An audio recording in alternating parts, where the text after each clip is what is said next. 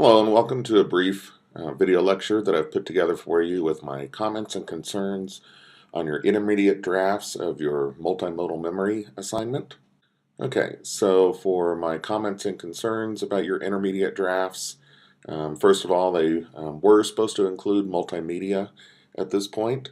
So we're kind of looking at a draft that is more than just text, and we're starting to enter this multimedia phase, and then we're going to work toward a final draft from here. So in terms of your use of multimedia, if you're doing what's called an illustrated essay in our text, which is basically a Word document with pictures and multimedia inserted into it, I asked you to be sure to create a banner in place of a title on the first page, and I showed you how to do that using PowerPoint and reshaping the slide so that it's about 2 inches high, and whatever the width is, you can keep that the same. And then I put some, I formatted the background of the slide, and then you can fade out the opacity of it, make it more transparent if you need to, and then put some text, insert a text box on top of that with your title. And then when you go to save it, instead of saving it as a PowerPoint document, you have the option to save it as an image file, a JPEG, a GIF, or a PNG file. And generally I would say save it as a JPEG document.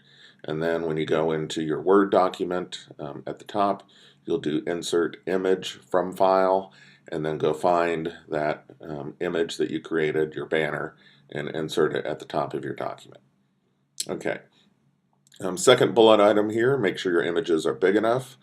I think that some people were afraid of making them too big, but I think that generally speaking, we want them to complement and supplement your text. So don't make them too small.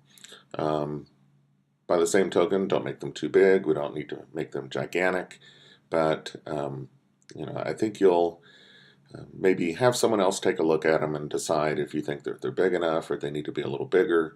Do use that text wrapping feature that we talked about. I did see some instances where that wasn't used, so make sure you do that. Make sure you're using at least 3 images in the body of the document. Make sure every image has a caption. So that's really easy to do. You right mouse click on the image, and then you'll get a menu that pops up, and one of the options should be Insert Caption, and then click on that, and then you'll just type in the caption. So it may be short, it just may be, arrival in Belize or something like that, or it may be something, 2 or 3 sentences. So do whatever is appropriate for your image. Okay. And my next bullet item is kind of a general rule of thumb. Avoid mixing photos with clip art. I think maybe there were a couple instances where I thought it worked okay, but generally speaking, you want to stick to one or the other. And I think photos tend to work better. So just kind of keep that in the back of your mind. This is one of those rules that's made to be broken, but it is a guideline that you should try to comply with. And then if you're using PowerPoint or Prezi, basically we're looking at different slides in either mode of delivery. And I have a typo here. It should say, consider making use of subheadings. So sometimes, kind of like we're looking at here on this slide where it says comments and concerns at the top, sometimes you can kind of, instead of just plopping a paragraph on there by itself, sometimes it might help to have somewhat of a subheading that kind of explains what this particular slide is about. Okay, so moving on, kind of looking at the beginning of your document. Titles are very important, so work on it. Do not just put my multimodal memory at the top. The title should work on your audience to help to pull them into your document. So yes, I'm going to read your document all the way through, but think about your audience as people who may not read your document all the way through. So how are you going to make an impression on them and pull them into your document? Intros are also important for pulling your reader in to your document. So we want to figure out a way to grab your reader's interest. And so some of these are things that you should do and things that you shouldn't do. The first one I have here is avoid starting your essay with the word it. It is kind of a placeholder.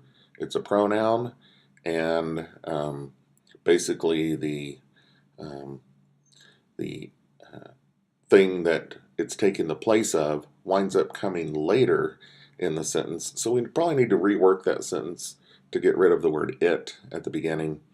And my second bullet item under this section, don't start with the date. I did notice a few people doing this. For some reason, that just kind of cements the experience in their mind, but it really means almost nothing to the reader. So, you know, you could probably introduce it sometime later, but it's not the most effective way of starting your essay. Okay, I think a bit more important here, avoid starting too far back. I noticed in several instances that it seems like people were just starting too general, too broad, and it doesn't really pull the reader in. So I'm saying start closer to the action. And as far as that first paragraph that kind of contextualizes things, sometimes it works better as the second or third paragraph, as kind of now we've got the reader in to the essay, and then we're going to back up and kind of contextualize things for them before we move ahead. So, okay, so I say start closer to the action. Consider making your intro paragraph your second paragraph as background or context. So this is a frequent thing that people do with that second paragraph. It's a background or a bridge paragraph, and it kind of explains things that you couldn't put into the intro. So, okay. And then also, in terms of finding something that's going to start in the middle of things and grab the reader and pull them in, I looked at a lot of essays and I thought, I was a third of the way into the essay, halfway into the essay, 2/3 of the way into the essay, just reading some of those sentences in the body of your essay, and I thought, why not start here? This is a very gripping sentence. It really, grabs the reader and pulls them in. And so I'm saying, read through your essay, look at each sentence, and think, what if I made this the first sentence in the essay? Would that really help to pull my reader in? So, yes, it might lead to a pretty wholesale revision of your essay, but it might be the best thing in the long run. So we want to, even in this, this day and age of the internet and constant distractions and multitasking, we want to make sure to grab the reader and pull them in. So, and then my last bullet item on this slide is consider starting with dialogue. So that puts you as the writer immediately into a situation. It puts your reader immediately into the situation, and so can be highly effective. Okay, moving on. In your body paragraphs, avoid making every paragraph the same length. It just kind of creates a monotony in your essay, and things start to feel kind of heavy, especially if they're about half page each for each paragraph. And so paragraphing is a little bit of an art, and as I say in the second bullet item, paragraph variety is as important as sentence variety. Paragraph variety helps to vary your pacing in your essay. It keeps the reader interested.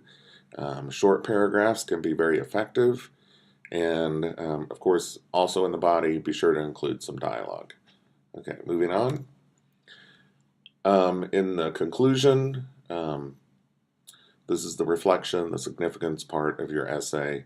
This is the highly abstract language. We're making sense out of things, making meaning. deriving meaning from this experience. So, as I say, it's the hardest part of your essay to write. I'm asking you to plan several different writing sessions to work on just this section. Should be more than just a single paragraph. If you've got a single paragraph, I consider that, a first attempt at the conclusion, but you're going to come back and make it 2 or 3, 4 paragraphs. It should be in your own words, not just something that you've heard someone else say to you. Those things tend to be truisms and even cliches. So put it in your own words. And then, as I say at the end here, this is the takeaway for your reader. This is the act of transference. This is something that they can take and apply to their own lives. So we want to make it worthwhile for them. And by that point, they've made an investment in your essay and they want the payoff. And also, by that point, you've made a huge investment in your essay. So we want to make the conclusion worthy of that as well. Okay, so those are my comments on your intermediate drafts that we talked about during conferences. And I think the schedule says that the next thing is a final draft workshop. I actually want to include one more workshop, a nearly final draft workshop, so that we can kind of look at everyone's drafts in multimodal form, see them in all of their glory. That at this point during conferences, I've kind of been the only one who's seen them in a multimodal format, and some of them weren't even that. They were still just in text format. So I think that we're going to have another workshop early in the week on your nearly final drafts of your multimodal memory documents.